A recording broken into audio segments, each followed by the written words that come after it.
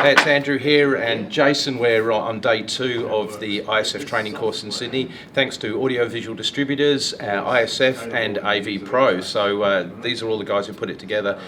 So yesterday was a really great day. It was a lot more hands-on. What did we cover? Wow, yesterday we covered quite a bit. The first day we covered some basic things like dynamic range controls, brightness and contrast, and yesterday we dug deeper into things like gamma and multi-point grayscale and color management. We walked through a full calibration and SDR for Rec 709 on the LG 77C9, which turned out splendid.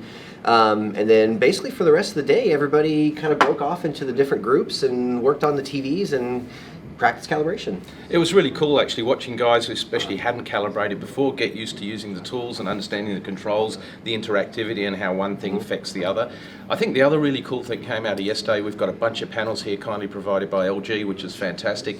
And looking at the difference between say the OLEDs and the LED LCD panels, so that was really interesting as well. Looking at how the different menus and controls interact.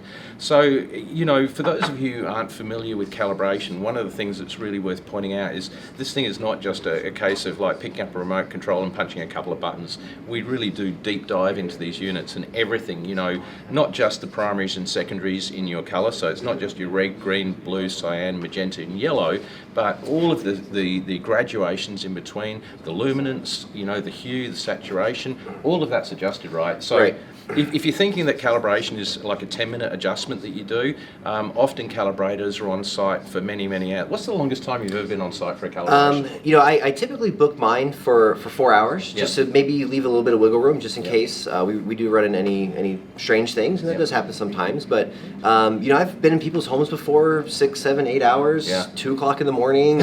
We've had these late nights before, but you know, it's a lot of fun, and just seeing that image after the calibration's done, and just seeing how more natural it looks, and the skin tones are great, and you can see every bit of detail and shadows and whatnot, and you know, I love that three-dimensionality you get when you've nailed it, and it just looks so deep. Right, and it's really cool. you're finally to a point where, you know, if you're sitting next to the cinematographers and directors who made the film, you know, that's what that piece of art is supposed to look like, and we're finally seeing that in somebody's home, and just to see people's eyes light up and to see the differences between the factory modes and the calibrated modes, it's tons of fun. So I got an interesting email last night. A guy's looking at buying a brand new panel, and he's sort of saying, well, seeing as it's brand new technology, is calibration still valid? Oh, absolutely. In fact, in today's world, you know, when I started doing this, and you know, back in 10 plus years ago, the TVs just had very basic controls, and we did our best with them. But nowadays, if you just go through the menu of a TV at home, even if it's an entry level or mid level TV, it doesn't have to be something high end and expensive. You know, you get down 3-4 layers deep in the menu, and you've got all these white balance settings and color management settings and motion settings, and so now, if anything, it's more important now to get all these things dialed in, because the TVs are so good now. They offer so many different options and different things you can do with the picture. So it's just getting better and better, really. So it's still true to say that even if you buy a top level TV, the calibration still delivers a significant change in the picture quality or the accuracy of the panel. Absolutely, yeah. And again, that's what it's all about, is making it as accurate as possible. We're really trying to get it precise and trying to get things perfect, and the controls that the TVs offer now are doing a very, very good job. So we're in a great time to get into this if this is something you're interested in. You know, with the tools and the software, it's you know, quite honestly, it's as easy as it's ever been. The software walks you right through it. The tools are easy to use.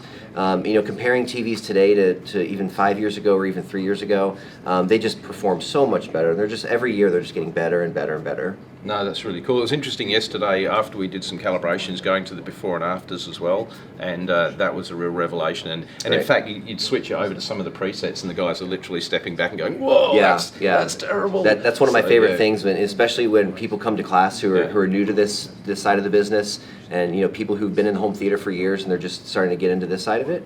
You know, they see the differences and they go, you know, wow, you know, this is crazy. So being able to offer that to your customers and truly be a custom provider and a custom service, that's really what it's all about. Cool. So look, thanks again to all the guys who put the course together.